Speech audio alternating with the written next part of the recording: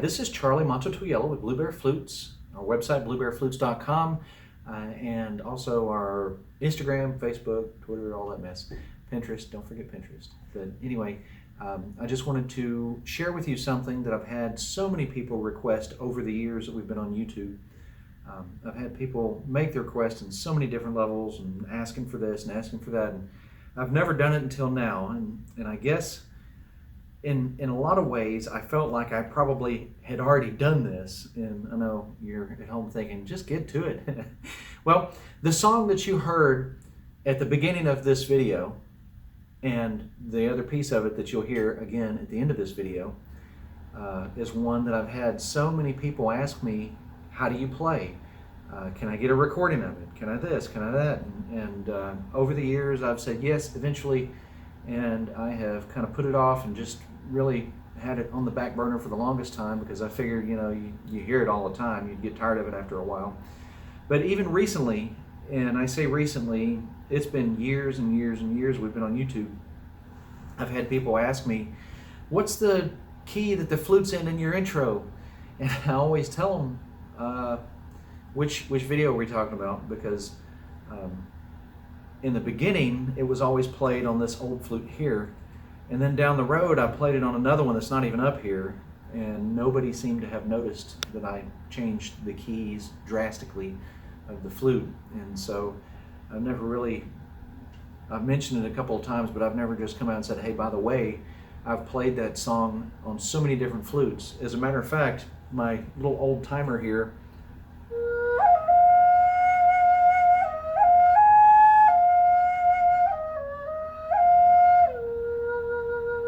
I mean, it's a high tone flute for most of you.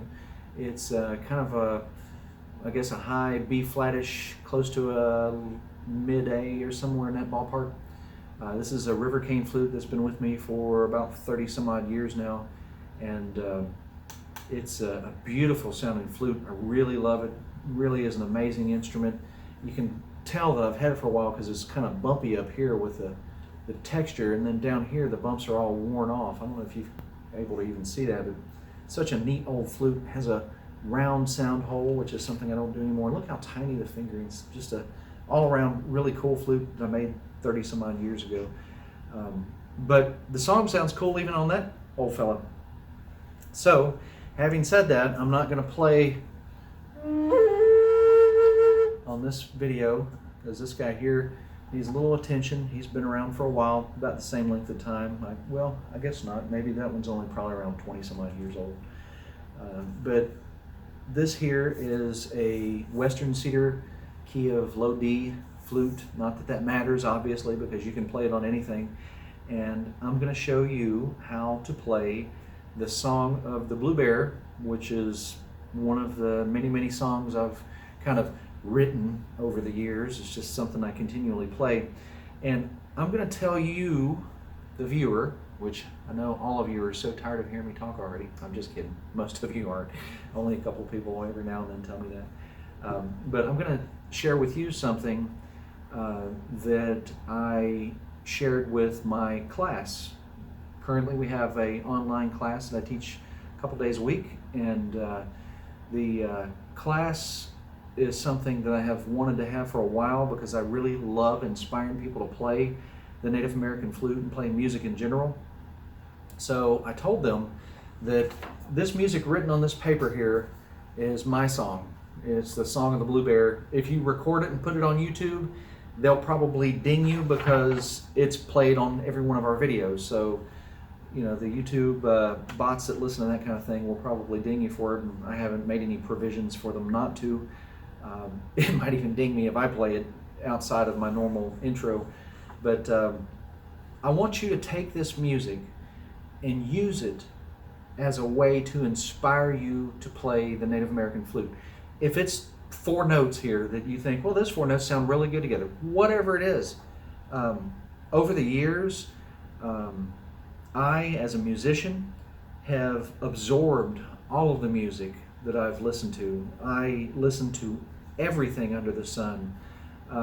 Traditional Native American music, of course, ancient music that people rarely get a chance to hear anymore.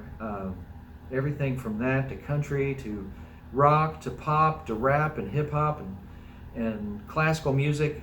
I mean, on a daily basis, that's our regular deal. And no telling how long this video has been so far, and I haven't even showed you how to play the song yet. But I just want you to know that, like I said, you can download this tablature on my website for free, and it is currently on my online class page. It'll be somewhere on my website if the online class page is not one you can find, but that's where it's currently at.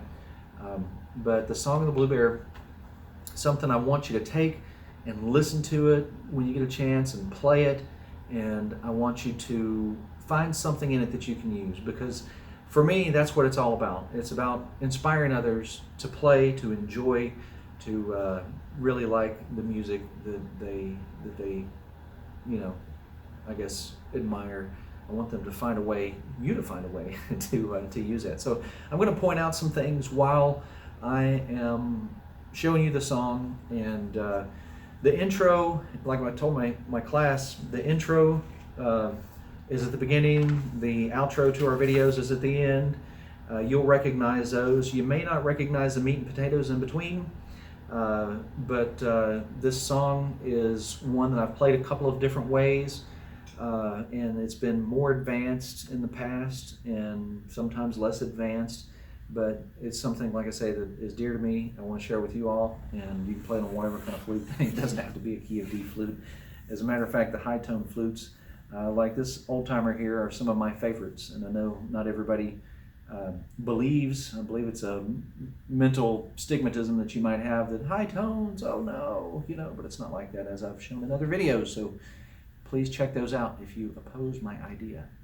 If you like my idea, you probably already seen the other videos. So I'm going to play this in pieces. I'm going to show you bit by bit, and I'm going to point out some things.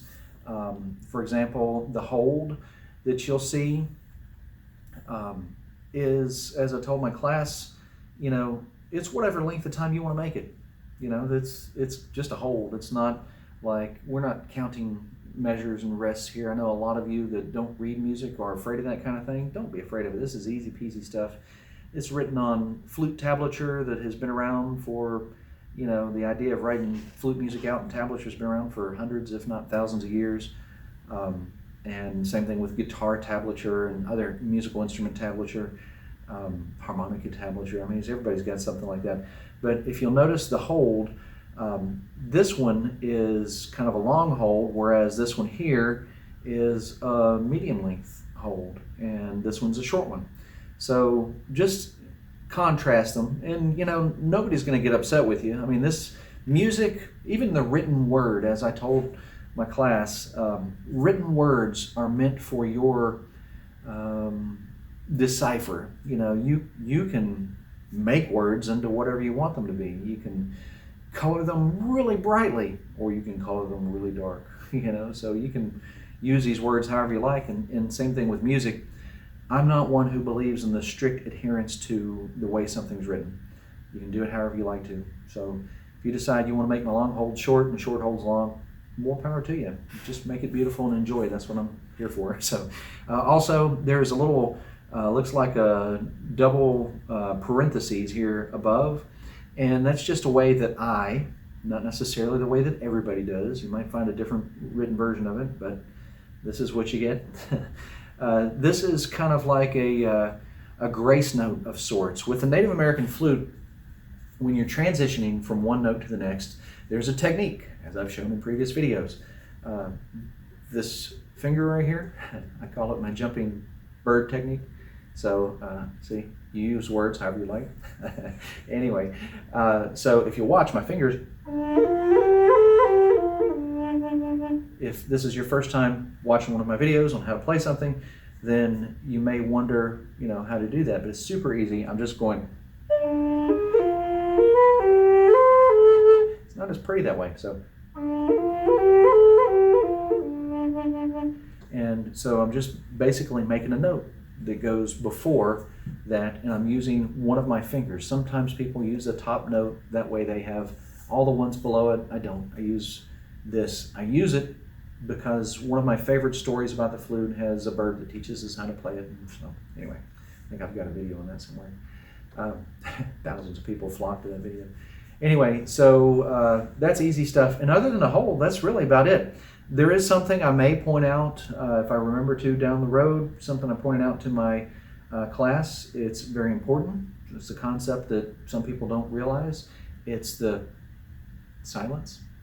And so many of you that watch me that maybe, don't like my rambles, you may think, how can he know anything about silence? But I do.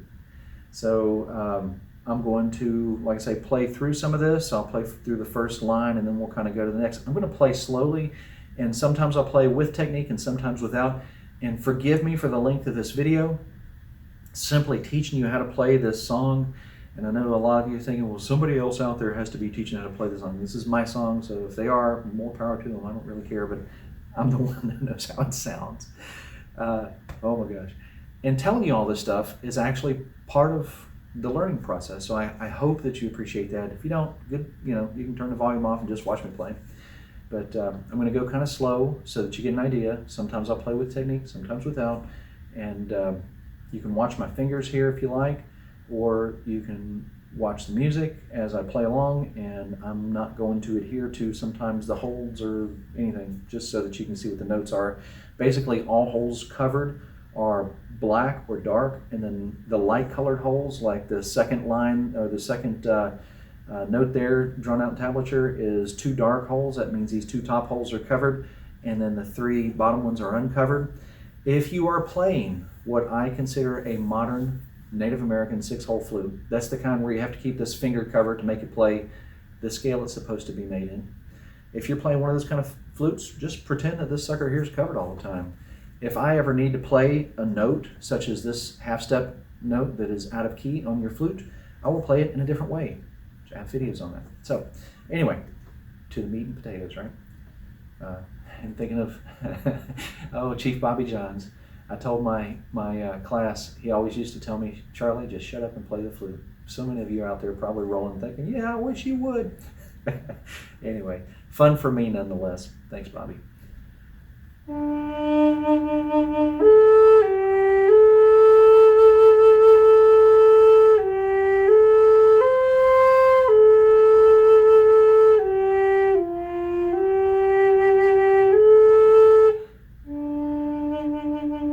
I said I was going to play the first line, so I went through the first line and I went here to this hold, which is on the second line, the second note, second little picture of a flute there with all holes covered, the holes being all dark.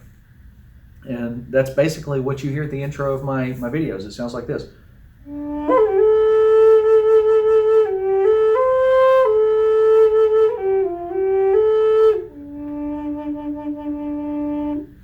And that's really how you play it. I mean, it's just, what is that, like 10 or 11 notes on a piece of paper? That's really about it. And they're drawn out as little pictures of flutes. It is so easy, a caveman could do this. Anyway, so if you notice when I play, I did adhere to the holds to some degree. They matter about that much. And the notes, once again, matter about this much. The silences, they matter quite a bit, but you won't notice the silences unless I don't play them properly. So likewise with my speech, I try to make silences where they're valuable and fill in all those other areas with me talking so that you get your money's worth, because I'm offering you something no matter what that I'm saying or what have you. I'm offering you something quite valuable. So, or at least I'm trying to. Not toot my horn saying that what I'm saying is so valuable, and gosh, there's so many different ideas people have. But anyway. And you see what I did there? I did that little. And then it's just going down to the next note. So, bum, bum, bum, bum. Easy stuff.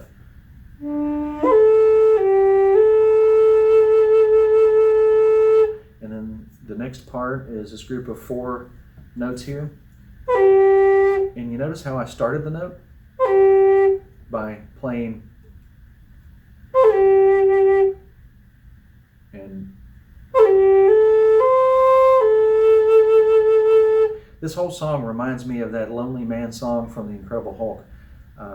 Grew up watching that as a kid. It probably had a lot of influence on me.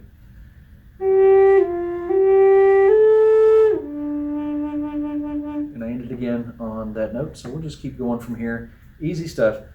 And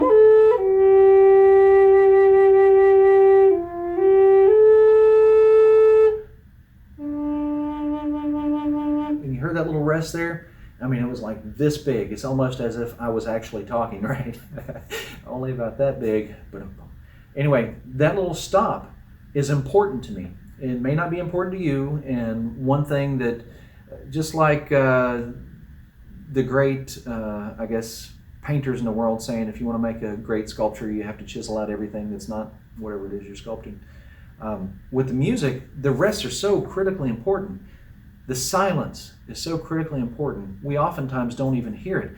But if a musician didn't play the silence properly, if they didn't give it its needed silence, then you would be all over them and think, wow, that was terrible. So keep that in mind. Just a little something to put back away in your mind, in your bag of techniques, as I tell my class. The silences are so important.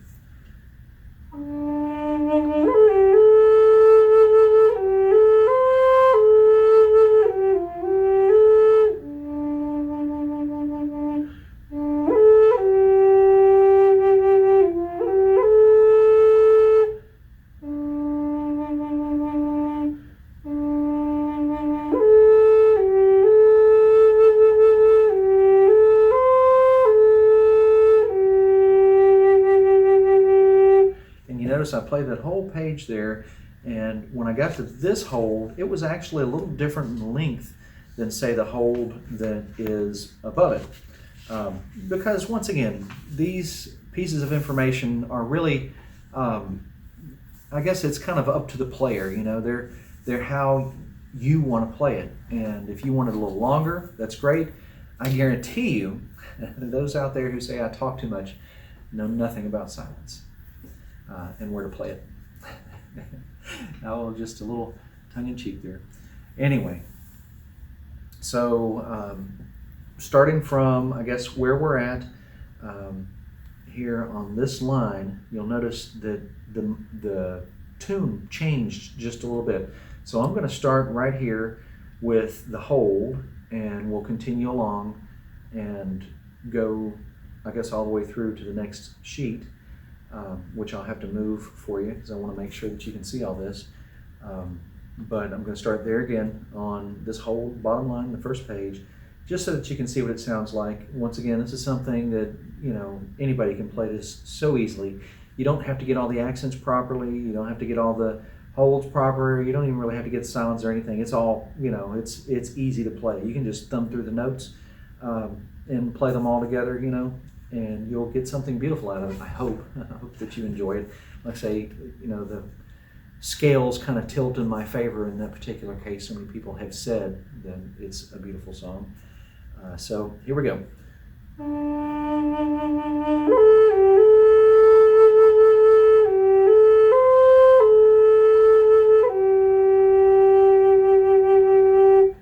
Go to the next page here for you.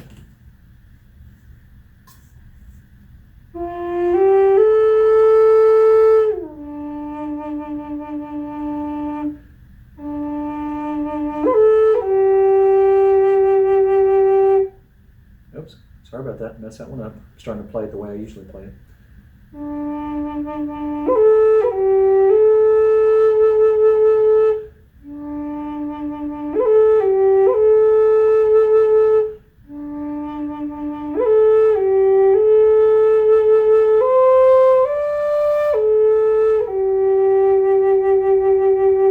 And we're right here if you're losing track.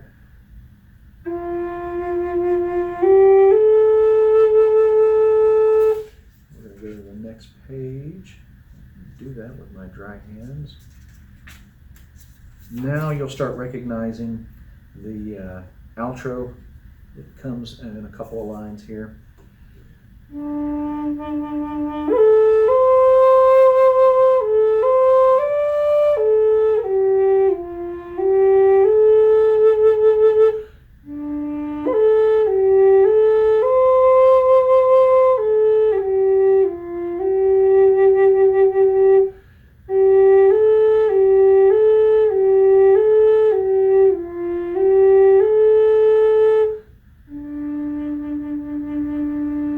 I know that sounds so difficult to learn how to play it fast because, you know, on my outro, I'm just going at it. It's just really, we're in fifth gear already, somewhere up in the hundreds. But if you'll notice, when I start playing, like right up in here, where the notes start going to the higher, all holes open, and then I start going down and then back up the scale. That's kind of like not quite a repeat. It's kind of a, I guess it's like a echo of what it's going to sound like when you get down to the bottom here, the part that's probably most significant in the videos. So I'll play that part again a little more quickly, and I'm just going to start at the top of the page here, which really the outro of our videos, I think it's trimmed somewhere starting right around this area. I'd have to listen to it and look at the music, play through it, but if I remember right, we trimmed it somewhere up in here, and then it kind of goes to the end there. And at the end, I have it say repeat all. You know, you can repeat whatever you like. Like I said, this is something for you. You're a musician. If you're playing this flute, if you have this flute in your hands, if there was one within a proximity where you can reach it, if yours is in another state but it belongs to you, if your friend lent you one or promised to lend you one, you are a musician already. Easiest instrument in the whole world to learn how to play. So don't feel hesitant about this. This is something you can do. You can change it how you like. You can make something great out of it. Like I said, as soon as you learn some of the techniques and accents and holds and stuff, oh my gosh, you've got so much under your belt that you can take along with you and do something completely different with. So it's okay if you play it a little differently than I do. It's not a problem. So here we go. Charlie, just shut up and play a flute. Oh, Bobby. Oh, he was a good friend.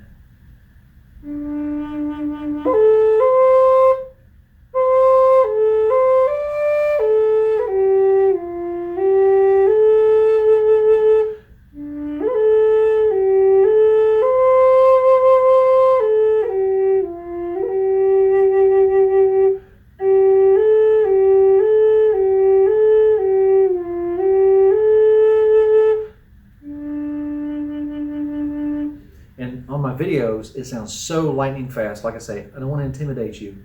This is something, you don't have to be able to do that. But the cool thing, the thing that I showed my class, is that if you look at this last part here, this is, let's see, I'm trying to say this politically correct without, anyway, any good flute player, that's probably a good way to say it, any good flute player has at their whim a bag of tricks, you know, a gimmick, a entourage of techniques, if you're one of the fancier ones. But that bag of tricks, you can add this little riff right here into it, because I am doing nothing more than playing literally a one-finger solo here. And it's just, you know, on my video, I know it's like that, so you just think,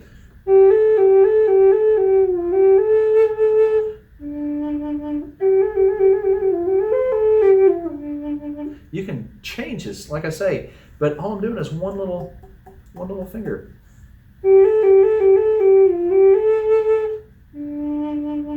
Repeating something that you're comfortable with is that little trick that you want to put in your bag of Native American flute, or really any instrument, or any flute, anything. Repeating it like that and playing it quickly is what makes it sound good. That's the difference between, you know, playing a mediocre and playing really super, is knowing that you have this one thing that you can do, and you can do it really well, and that's it. So that's one little goodie for your techniques, is, like I said, just something so simple right there. All I'm doing is playing this note, and eventually I go down. So, and you heard the stop. You probably didn't notice it, but you heard it. It was there.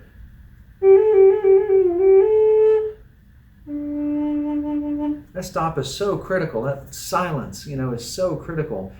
And of course, my critics are probably back there saying, "Yeah, silence is golden if you'd shut up." Anyway, we'd all be rich.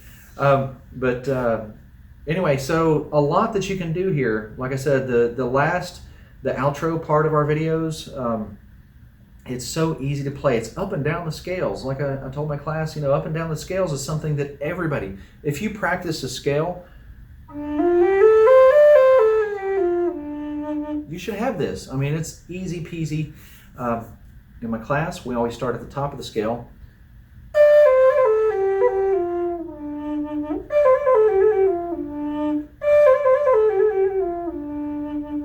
And I talk about that in some videos too, about why I usually start at the top of the scale. It's easy. There's a good reason why. I'm not going to get into it. Save your ears, save your time. But you have the tablature, like I say, at your disposal now. And if something were to happen and I disappeared off the face of the internet, you always can find it on archive.org. Blue Bear Flutes. I should probably not have told you that. But anyway, yeah, you can find it on my website, on our online class page currently. And like I said, so easy. Download it. You don't even have to print it out. In class, we used it all on the website and just viewed it off the computer. I mean, you can put this on your phone. You don't have to print it out.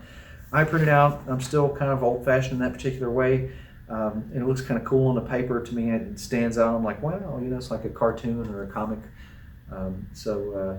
Anyway, I hope you've enjoyed this. I'm looking over it as I'm talking to see if there's anything that I should have told you.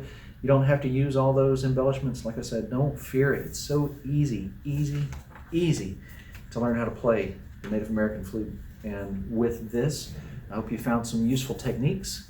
If you need some additional techniques, we have videos here on our YouTube channel for that. Lots of great videos. If you're interested in our class, if it's still available, you know, check it out. It's pretty cool. That's something that I enjoy doing. I do talk a lot, my students will tell you, but I haven't found one of them that haven't left my class every time with a smile on their face and enjoyed so many of the crazy things that we talk about.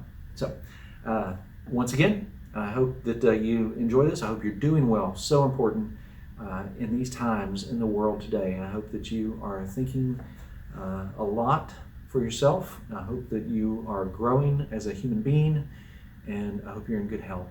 And once again, Charlie Mato-Toyela signing out for Blue Bear Flutes, bluebearflutes.com. Here comes that outro. I'll talk to you soon.